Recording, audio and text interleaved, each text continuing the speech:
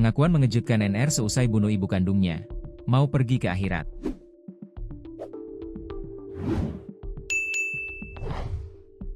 Pengakuan mengejutkan NR, 18, gadis remaja yang tega bunuh ibu kandungnya, YT, 49, sempat mengaku ingin pergi ke akhirat.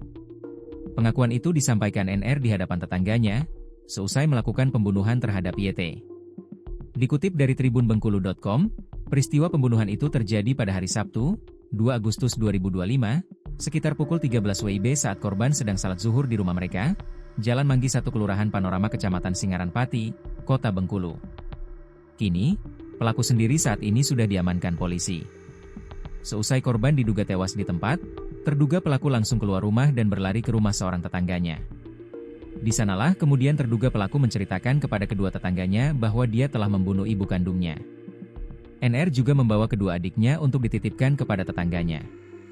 Gadis remaja itu mengaku ke tetangga saat membunuh ibu kandungnya karena dia kesurupan. Dia, terduga pelaku, bilang kalau dirinya nekat membunuh karena kesurupan, ungkap Ais, seorang tetangga korban, Sabtu, 2 Agustus 2025, sekitar pukul 16 waktu Indonesia Barat. Setelah pernyataan bahwa ia kesurupan, NR juga berpesan kepada tetangganya untuk menjaga kedua adiknya. NR juga berkata akan pergi ke akhirat seusai mengakui kepada tetangganya jika ia sudah membunuh ibu kandungnya. Tetangga korban yang mendapati kejadian tersebut kemudian langsung mengamankan terduga pelaku sembari mengecek rumah korban.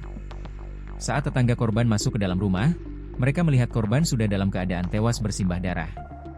Saat kami tiba di rumahnya, korban dalam keadaan terluka parah dan kemungkinan sudah tidak bernyawa, kata Ais.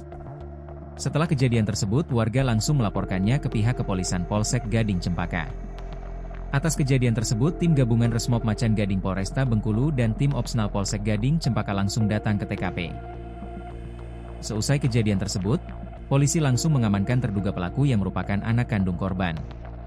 Terduga pelaku selanjutnya langsung dibawa ke Polresta Bengkulu untuk dilakukan pemeriksaan lebih lanjut. Sedangkan jenazah korban langsung dibawa ke Rumah Sakit Bayangkara Kota Bengkulu untuk dilakukan visum.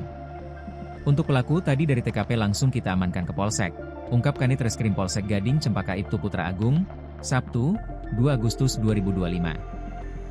Berdasarkan data sementara korban memang betul diduga telah dibunuh oleh terduga pelaku yang merupakan anak sulung korban. Namun, pihak kepolisian juga membenarkan jika pelaku memang memiliki riwayat pernah dirawat di Rumah Sakit Khusus Jiwa, RSKJ. Untuk itu masih kita selidiki, namun informasi yang kita dapat dari warga sekitar sudah pernah dirawat di Rumah Sakit Jiwa, kata Agung.